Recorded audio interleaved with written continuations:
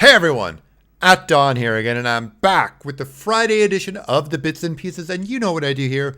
By now, I talk horror-related movie news. Let's get right into it. Our first article comes to us from Dark Universe Horror Database, published on July 24th, 2019 by Nick Bond, and we have some more It Chapter 2 news, everyone. It Chapter 2 lands an R rating for disturbing, violent content and bloody images. It's a picture of Pennywise. Let's get into the article. The MPAA has officially granted Indie Machete's It Chapter 2 an R rating for disturbing violent content and bloody images throughout, pervasive language, and some crude sexual material. The folks at Warner Brothers are just 2 months away from releasing the film in theaters. Are you excited yet? That's coming from darkuniversehorrordatabase.com, but I'm asking that as well. Are you excited about this movie? Because I am. I wasn't a huge fan of the first one. I did enjoy it though. It's not quite as good as the 90s movie or mini series, depending on how you approach that. I preferred the one with Tim Curry. I'm willing to give the second one a chance because I enjoyed the first one in 2017. This is the grown-up version. Let's go on and let's finish up the article. Provides a synopsis because every 27 years, evil revisits the town of Derry, Maine. It Chapter 2 brings the characters who've long since gone their separate ways back together as adults nearly 3 decades after the events of the first film. And then it goes on to state who's starring in the film. It Chapter 2 creeps into theater via Warner Brothers Pictures on September 6, 2019. Then we have another picture of a poster. It ends, Chapter 2, only in theaters, September 6th. Pennywise's eyes. Now, I had read in a different article, not the one provided by darkuniversehorrordatabase.com, but thank you, as always, Dark Universe, that this is actually a hard R. It's not just the typical R. This is what used to be known as the NC-17 rule, the NC-17 rating. This is a hard R for over-the-top gore and violence. So, as always, 2 thumbs up. Let's get to it. Give me that It Chapter 2 right now. I'm ready to watch it. I hope you are too. And that's the end of this article. It Chapter 2 lands an R rating for disturbing violent content and bloody images. And with that, let's get on to the next one.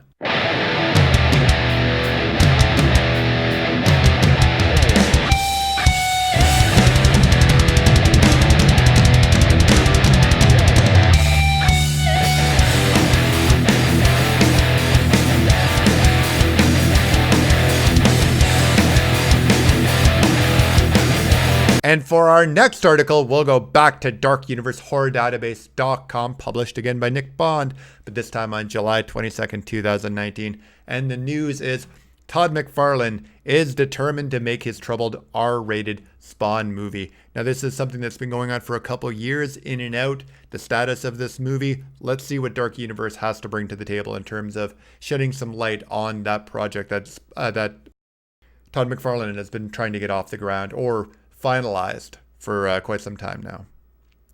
Word has been circulating around various sources that Blumhouse and Todd McFarlane's R-rated Spawn flick may be in a bit of financial trouble. According to the creator, $20 million is needed to get the movie made. At this year's San Diego Comic-Con, Marlon revealed, "I need $20 million to make this movie. I don't have all of it. I have to ask people for money. And once you ask people for money, they get to have a say in it." Like I said, it's a little bit of an uphill battle because, again, I just want to do this little dark and R movie, and they like those PG-13 success movies. On using Kickstarter to raise the $20 million, McFarlane went on to say, "Look, I'm relentless. I'm like a dog with a bone. I will get there. I promise you, I will get there. Because I will beat the systems. Here's what I'll do. I'll do it as a Kickstarter, and here's the Kickstarter. I need 20 million people to give me $1, and I will make this movie. And when I get the movie money back, I will return that dollar back to you. And you will have be my producers, and all I need is the distribution." And McFarlane finishes with, "There are people on the outside that want to give me money that aren't in the system.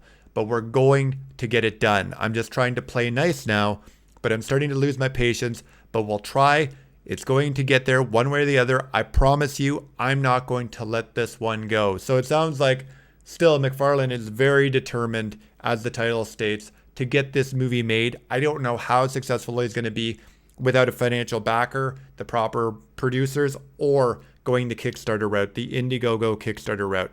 That might be an option. $1, I think I would give $1 for a new Spawn movie starring Jamie Foxx, because Jamie Foxx was originally announced a while back that he's been cast as Al Simmons, our hellish superhero known as Spawn, joining Fox's Jeremy Renner, that's in everything nowadays, from 28 weeks later, who will play homicide detective Maximilian Twitch Williams. We will keep you posted on the progress of McFarlane's new Spawn project. That's the Dark Universe Horror Database. And of course, here at the Bits and Pieces, I will keep you posted on any update we have in regards to development for Todd McFarlane's Spawn. And with that, that is the end of this article. Todd McFarlane is determined to make his troubled R-rated Spawn movie. Let's get on to the next one.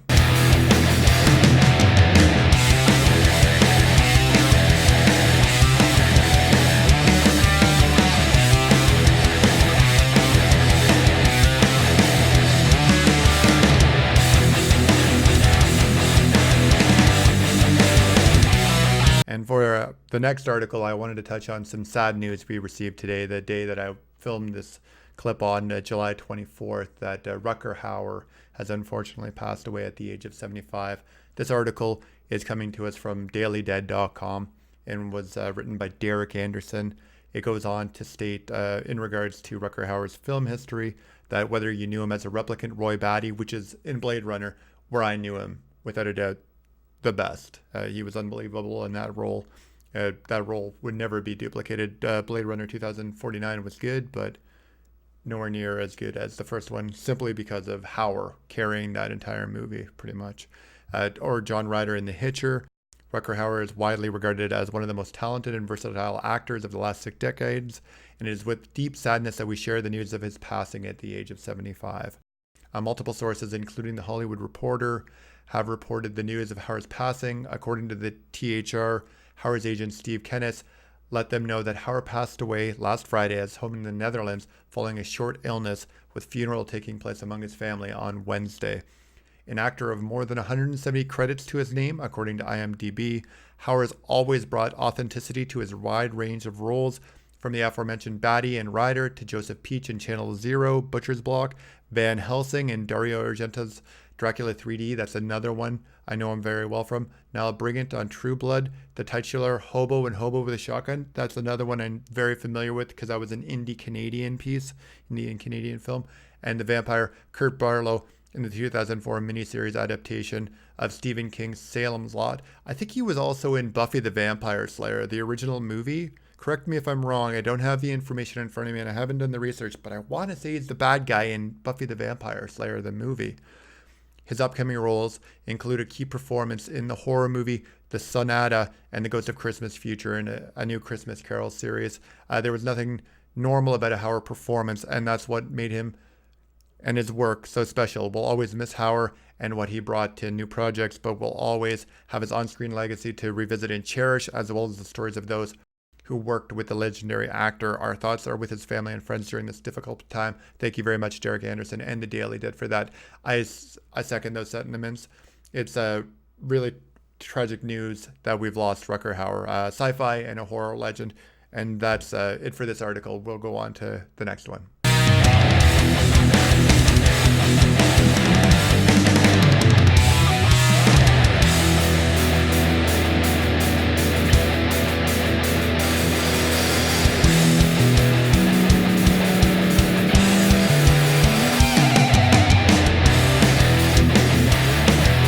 And for our last article of the week, everyone, I wanted to have a little bit of fun with it, like I tend to do on this show. And this is less a news story and more just an update in terms of things that are coming out on Blu-ray, some horror movies and some sci-fi movies that I am looking forward to. This is provided by shoutfactory.com. New titles that were announced from San Diego Comic-Con 2019. You can already tell by some of these pictures here, especially this one here, Big Trouble in Little China and Universal Horror Collection. I'm very interested in this. So let's get right into the article. It's a major announcement of upcoming titles. We've just revealed more than 25 upcoming films in person at the Comic-Con panel from San Diego Comic-Con. The following are exciting Blu-rays in progress and all the details we have at the moment. So let's see what we've got. We've got The Abominable Snowman, Big Trouble in Little China. That is a for sure. I'm interested in that because it's a collector's edition that's going to be 2-disc. And it's also got a steelbook as well. So you've got the 2-disc collector edition and a 2-disc steelbook with the same content on it, simultaneously released on the same date. Expected release date of November, December 2019. You've got body parts, Dr. Jekyll and Sister Hyde, Dracula 1979 Collector's Edition. That is an underrated movie. I do enjoy Dracula 1979. So apparently, this is going to be a 2-disc set that includes a new transfer of the theatrical version as seen in the theaters in 1979 and in full color, as well as the alternate director-approved version of the film created in 1991 for home video with a muted color palette.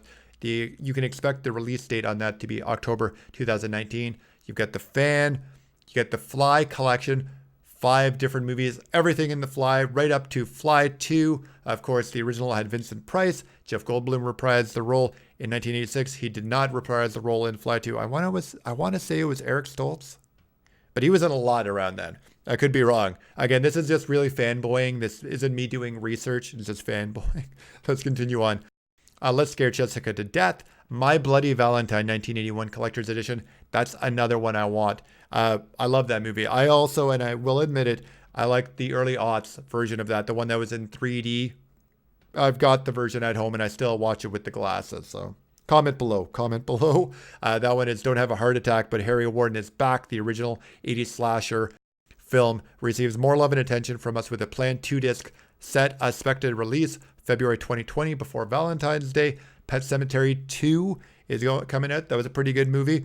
Prophecy from 1979. Road Games 1981. Silver Bullet from 1985. That is probably, and again, I'm admitting this, probably my favorite Stephen King adaptation. It's probably the closest they got to the source material, even though it was a short story. But spoiler alert, that werewolf transformation scene, it always gets me, even though it's not quite up to snuff regarding other werewolf transformations we saw around that time, because we already had both Howlings. I'm sure we had the first Howling. I think we had the second Howling by then too. Their effects were way better than Silver Bullet, but I've always enjoyed that werewolf transformation that you get in Silver Bullet. And Corey Haim is great in it, and also Gary Busey as the unlucky, lovable idiot uncle. But hey, let's get to the last one. Universal Horror Collection Volume 3 that focuses on 1939 to 41. Another round of early classic horror films are on tap. Tower of London, that's a great movie. Man-Made Monsters.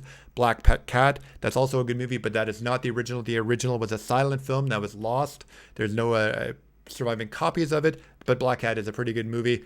And Horror Island, the expected release date on that is December 2019. And that's it. Like I said, I just wanted to have a little bit of fun from one fan to another and share some titles that are coming out on Blu-ray that I am excited about, because I'm definitely going to pick up quite a few of these titles. If not, probably that's a little bit over the top because my wallet can't take that hit. But there's a lot there that I'd love to pick up. Big Trouble in Little China, first and foremost. But that's it. That's it for this week's video. Thank you so much for watching as always. And if you liked the video, please like it, share, comment, and subscribe to my channel. I will see you next week, and I'll talk to you soon.